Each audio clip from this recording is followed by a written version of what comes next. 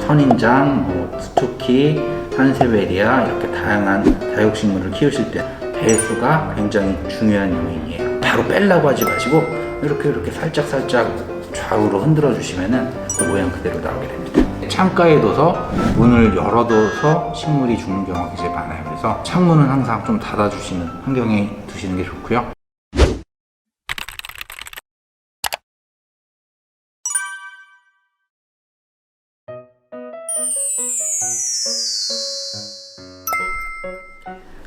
네, 오늘 심어볼 식물은요, 스투키라는 다육식물이에요.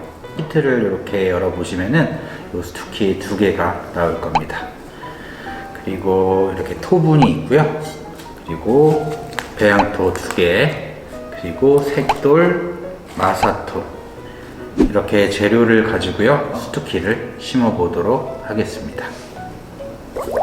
네, 여기 토분이 있는데 그물망이 있을 거예요. 그물망을 구멍에다 이렇게 살짝 깔아주시면 되고요. 마사토랑 배양토가 있죠. 저번 주까지는 저희가 그냥 마사토는 바닥에다가 깔아주는 역할만 했어요. 배수가 잘 되기 위해서. 근데 여기 보시는 스투키 같은 경우에는 다육식물이잖아요. 그래서 물이 굉장히 잘 빠지는 게 굉장히 중요합니다.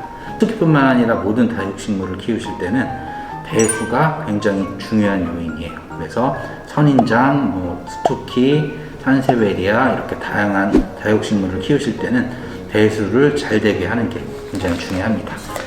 그래서 오늘은 바로 마사를 여기 깔지 않고요, 반 정도를 이렇게 깔아주세요. 그 다음에 일반 배양토를 뜯어서 이 정도 쏟아주시고요. 그리고 마사랑 같이 섞어주세요. 이렇게 섞는 이유는 일반 배양토 같은 경우에는 이렇게 보시면 펄라이트라고 하얀 알갱이가 있는데 이게 어느 정도 배수의 역할을 해요. 하지만 다육식물은 배수가 더 잘 돼야 되기 때문에 마사토를 더 이렇게 섞어 주시는 것이 좋습니다. 잘 섞어 주시면 되고요. 마찬가지로 나머지 있는 마사토를 밑에 넣어 주시면 됩니다. 흙을 한 반 정도 채워 주세요. 이것도 한 반 정도 채워 주시고 평평하게 다져 주시면 됩니다. 여기서 이제 스투키를 빼셔야 되는데, 이 스투키 같은 경우는 지금 화분이 굉장히 작죠. 그래서 뿌리가 꽉 차 있는 경우가 굉장히 많아요. 그래서 이걸 조금 힘을 주셔서 살살 흔들어 주셔야 돼요. 그냥 바로 빼려고 하지 마시고 이렇게 살짝 좌우로 흔들어 주시면은 그 모양 그대로 나오게 됩니다.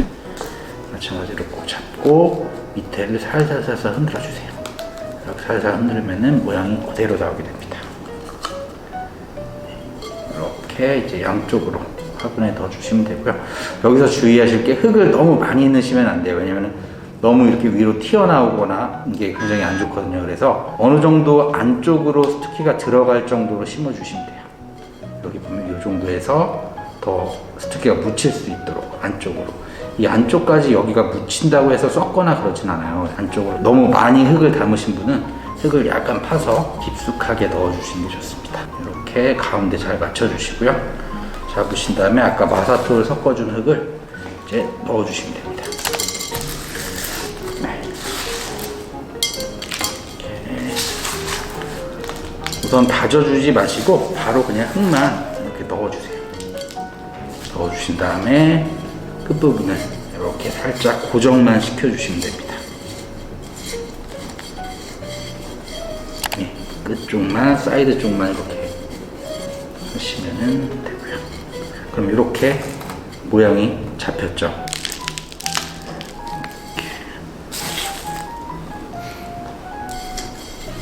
네, 끝에를 잘 눌러주시면 되고요. 마지막으로 스투키는 어떻게 보면은 저번 주에 했던 꽃이잖아 이런 거보다는 화려하진 않잖아요. 그래서 이 색도를 좀 깔아주는 게 아무래도 더 시각적으로도 이쁘겠죠. 그래서 살짝 겉에 흙이 보이지 않을 정도로만 덮어주시면 됩니다.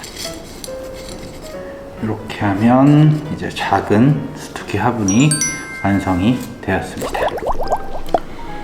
네, 이렇게 이쁘게 심은 스투키의 관리법을 설명을 해 드리자면요. 우선 아까 말씀드린 대로 스투키는 다육식물이라고 해요.